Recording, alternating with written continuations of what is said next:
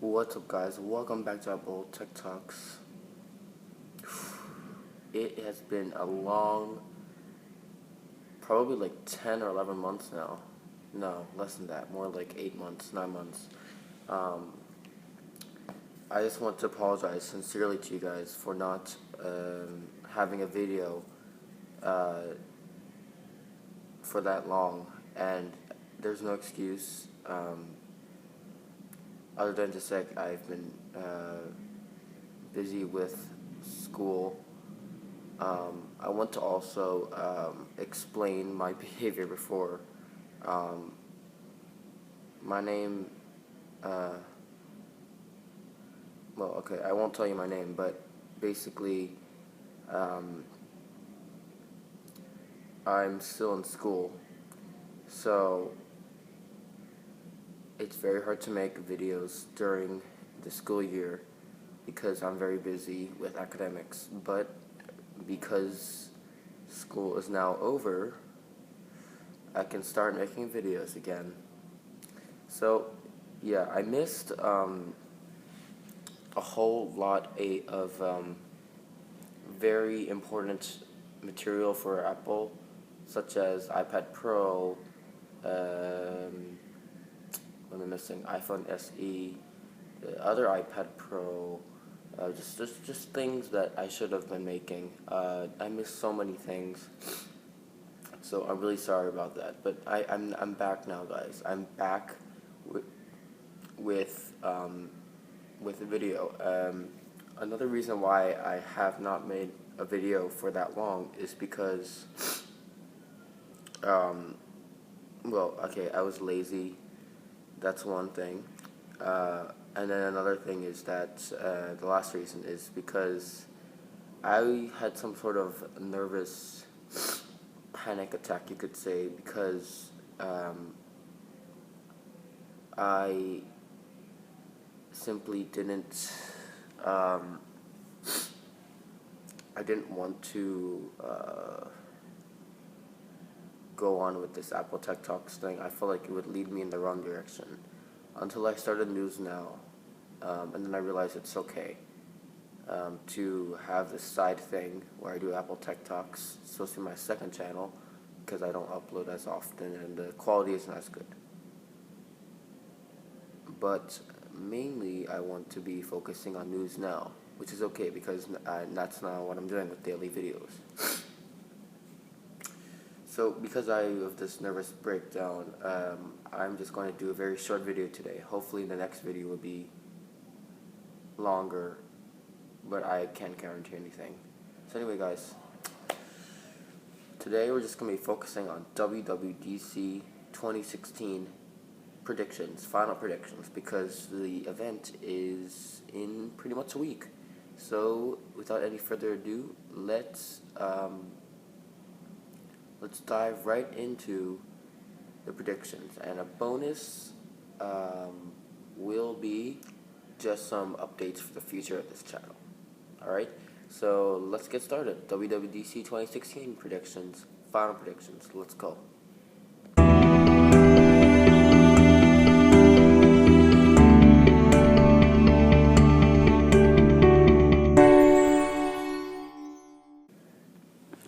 Alright, guys, so first prediction for WWDC is okay, all of it is software oriented, but first prediction is iOS 10, and I am so excited for this. Probably one of the main things I'm excited for this event. And basically what we're going to be doing is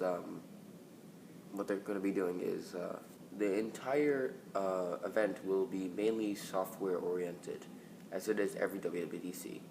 So, of course, we're going to see iOS 10. iOS 10 will be a major release for Apple, as it's now their 10th anniversary of the software. Yeah, it's just been crazy how long the ride it's been in terms of what they've done well and what they haven't done well in iOS.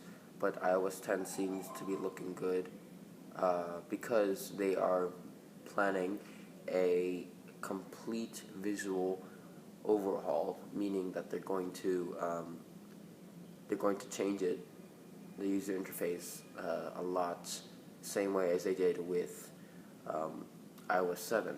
So basically, it will basically be pretty much a good, solid release. I'm sure they're focusing on bugs a lot because they want iOS 10 to be good. And then a side note with iOS 10 is it may become iOS X or iOS 10, and then they're going to add a name to it because, it doesn't sound great next year if they say iOS 11, and the year after that iOS 12. It just doesn't make that much sense. So they're pretty much just going to have some sort of plan for what the name will be. Maybe they'll reveal it this year or next year, because after this year, the iOS names start to sound pretty ugly. So that's iOS 10. So features, I'm going to say again, major visual interface overhaul. We're also going to see an Apple Music UI complete overhaul. This is crazy because Apple Music just came out 1 year ago, and I did a full video of that, and you can, it's probably on my channel, so just go there. What else? So yeah, iOS 10, visual interface overhaul, Apple Music, the interface will be completely changed, and hopefully they can do better with Apple Music, as it hasn't proved to live up to everything Apple hoped it to. What else? With iOS 10, there will also be, here's just I don't really know what else Apple Music iOS 10 will come out with, but here's like my wish list for what they would do. That's in the realm of possibility. Okay, the first is,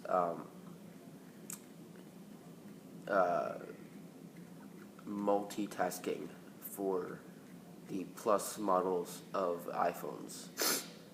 Now, what you might be thinking, this is not even the realm of possibility, because Apple wants to upgrade only their iPads with this ability to make them a selling point to consumers. But the thing is, they have to figure out something else, because it's not working. Their iPad sales are still down, and just multitasking hasn't been a compelling feature enough for people to buy an iPad. And that's not just with Apple. The tablet sales are just declining in general, as the gap between smartphones and laptops just gets smaller and smaller every day. But the reason why I think this is in the realm of possibility is because recently iPhone sales have been down too, and Apple already knows how to do this multitasking feature with side-by-side apps. Why not put it into the iPhone? I mean, it's their best product, and it's now starting to fall. Who knows? Maybe they can do it in the near future, just to give it a little boost. It can't hurt. All right, now my other thing for the wish list, a customization feature. I love Apple and iOS, but sometimes they lose their footing, and sometimes they have ideals that I don't agree with. Simplicity I half agree with, because I want there to be a simplicity, but at the same time I want it to be interesting. Samsung, or Android, has, they have a lot of customization. It's so personalized, which Apple also believes in personalization. But, with Apple, they took simplicity so far that the UI has just gone boring. And yeah, upgrading the visual look will really help. But if they maintain the same simplicity, it's not going to work out. Eventually people are starting to move away from the iPhone. My theory is that the iPhone obviously appeals more to old people than Android phones do, because they're simple, and old people are less familiar with smartphone UIs, so it obviously makes sense they would like an iPhone more. So my theory is that young people will start to move away from the iPhone, and only the elderly will stay with the iPhone unless Apple can change so that there is some sort of customization feature. That doesn't mean they have to get rid of the simplicity. It just means that they have to get a customization feature.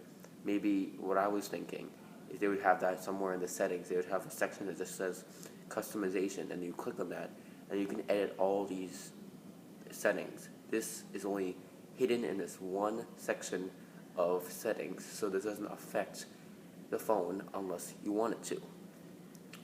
It doesn't. It comes the iOS comes pre-installed as a very simple look, but you can customize it as many as you want with toggles in the settings. And I don't think that would confuse people at all, unless they did it accidentally. It's kind of hard to do, but yeah. Okay, so that's iOS 10.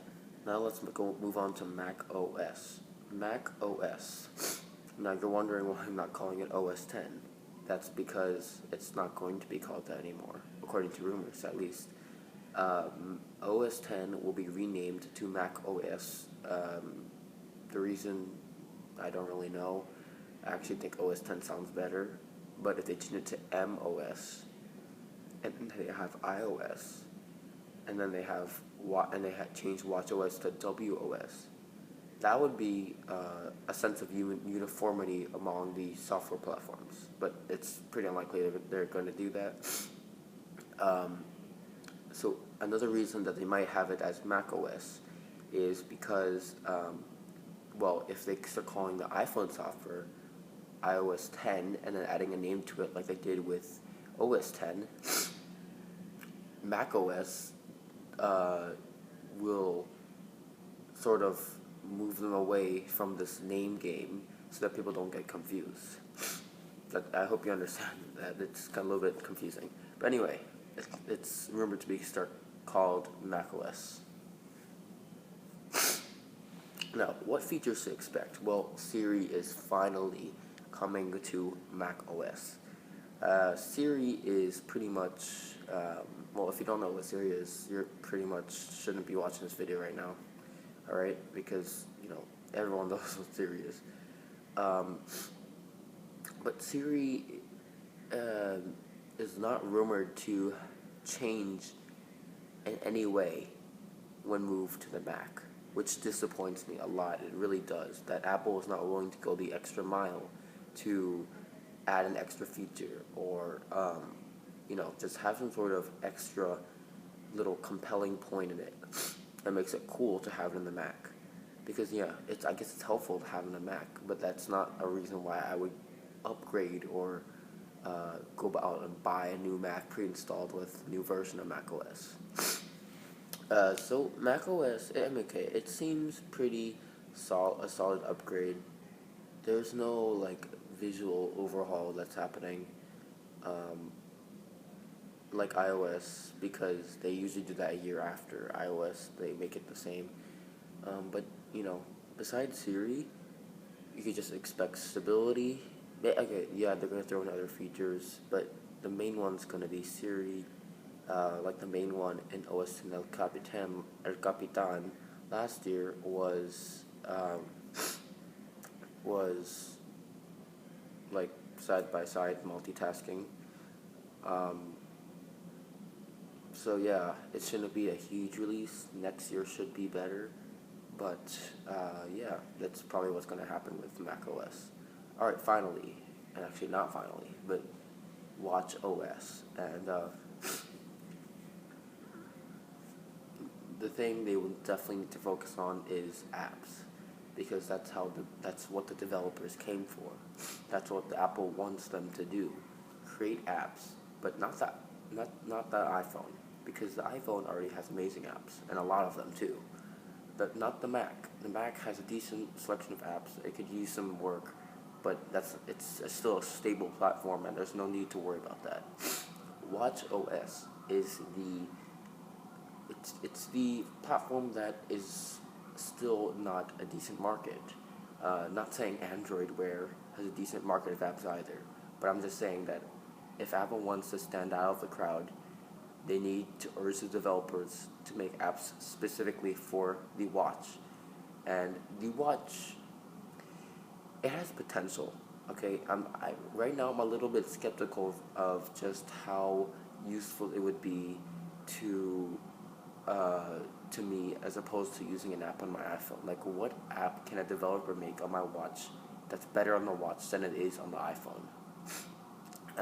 So they need to make it compelling for me to use on my watch instead of my iPhone, which shouldn't be that hard, actually, because although I can't think of a way they could do that, I'm sure they can think of ways because they've always thought of things that I haven't thought of. Okay, so besides upgrading that app thing, the rumor to... Okay, so Apple Watch 2 is not going to be coming at WWDC. Reason, because one, it's a more hardware upgrade, and also because I think it's not ready yet.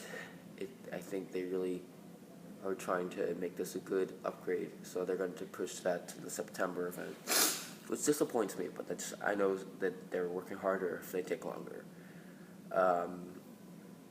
Okay, so pretty much that is what you'd think would be coming from WWDC. But I actually have one more thing. I sound like Steve Jobs right now, but I do have one more thing that I am very hopeful that they will include.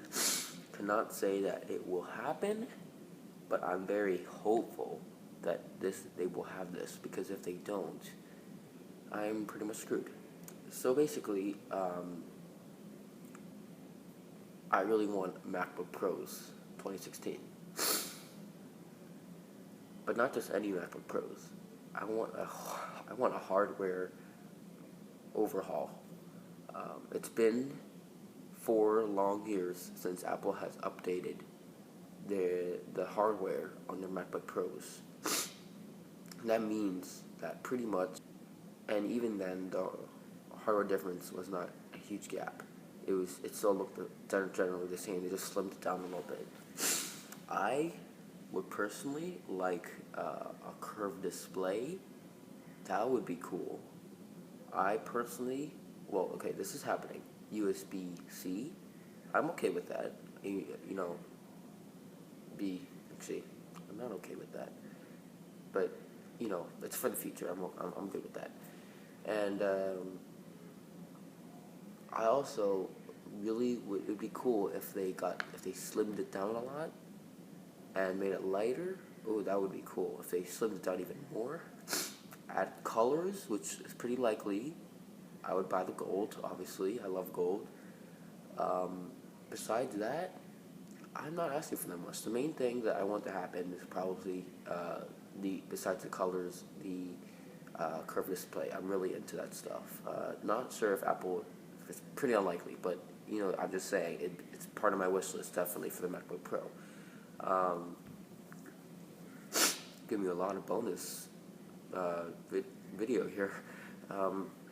So yeah, MacBook Pro should be a okay device if unless they put in these hardware changes. That would be compelling if they put a curved screen. Oh my god, I would buy it like that. So I'll explain in a second why I'd be screwed if they didn't show that WWDC. But what you can actually expect if they do have MacBook Pros, that's not part of my wish list. It's just like what they would do, most likely, is they would have, well, first of all, come pre-installed with the Mac OS 10.12 that I was talking to you about before. It would also come with Skylake processors, finally, DDR5 RAM. We're still working on that. Maybe a 2 terabyte option. I am starting to construct another wish list, but okay. Pretty much, I think they're just going to upgrade the storage options, the processors, not the display at all, maybe make it a little bit thinner, if they even talk about the MacBook Pro at WWDC 2016. But lately, Apple has not been surprising me. They haven't surprised me since the September event when they were talking about when they put the iPads in the same event. That's the last time they surprised me. They actually underwhelmed me with the March event. I was actually expecting them to, besides the iPhone SE and the iPad Pro 9.7 inch, which are both mediocre devices, and what actually they were able to do and how much Apple is actually innovating. I understand iPhone SE was a business decision, but that's for a later video. I really didn't feel like Apple was innovating at that event. That was probably one of the worst events I've ever watched. WWDC last year was decent, more than decent actually. It was pretty good. I always thought it was great. OS X El Capitan was solid, not the best release, but solid. You know, it's not a bad upgrade from Yosemite, and I think all Pro users should actually upgrade to El Capitan.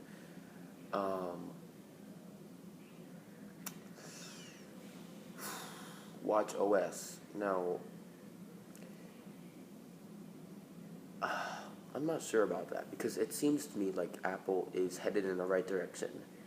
But, you know, I can only say for certain once they've released this OS, the Watch OS 3, which I really hope they'll do with amazing apps and things like that. Anyway, guys, thank you so much for watching this video. If I'm going to, before I go, I will just tell you about the future of this channel, but mainly I want to apologize if the flow of my words is very choppy, because that's because I haven't done this in a while. So yeah, let me talk about the future of this channel. So pretty much all summer I should be making videos. I can't say anything about the fall yet, and the winter and the spring, but the summer is paradise time. News Now should be getting updates. Everything should be flowing nicely of all of June, except for when I'm traveling to some places, then it might be a little choppy. But besides that, it should pretty much be very solid flow of videos. You should not be disappointed with the schedule. I'm doing the best I can, but you know, it's very, very hard. I'm going to be doing some studying over the summer, so overall it's going to be very hard for me to make videos, but it's my passion, so I want to do it. So please subscribe if you haven't already. I make videos on Apple, if you haven't realized, basically on news like rumors they've had recently, and I have a Google Plus page with updated, that used to be updated, I might start doing it soon, updated daily with Apple news and rumors. Thank you so much. So please subscribe and leave a thumbs up. Thanks. Alright, now I just want to quickly talk about why I'd be screwed if the MacBook Pro didn't come out at WWDC. The main reason is because I'm in desperate need of an editing machine, and because I'm pro Apple right now, it only makes sense to get a MacBook Pro. And the 15-inch MacBook Pro Retina from early 2015 or mid 2015, it didn't seem like a compelling option because it was such a minor upgrade. But I am really getting my hopes up for the 2016 one, and also because it's getting old at this point. Why would I buy it? Why not just wait? Same reason I'm waiting for PS5. So pretty much I'm just waiting for the 2016 MacBook Pro. Hopefully it's better. So yeah, that's pretty much why I'd be screwed. And the other reason why I'd be screwed is because, well, it's pretty much the reason why I'm in desperate need of an editing machine. I use an iMac 5K from late 2014. Maybe it's early 2015, I have no idea. Anyway, it's a decent editing machine. You know, I can get good work out of it, but I really need to be able to edit in any environment. And then when I go to like other places, like Oh wait, for Korea, for example, I have a 5K iMac there too, but I just feel like it limits the places where I can actually edit. What if I go to like one of the Apple keynotes, or if I go to some place for news now, like an event or something like that. Um, I need to be able to film and edit there, and obviously you need a laptop for that. Um, MacBooks don't work. MacBook Airs don't work. I tried both, doesn't work. So I've just been waiting for MacBook Pro. I don't want to buy an old machine. I want to buy the new one when it comes out. So that's why I'm waiting.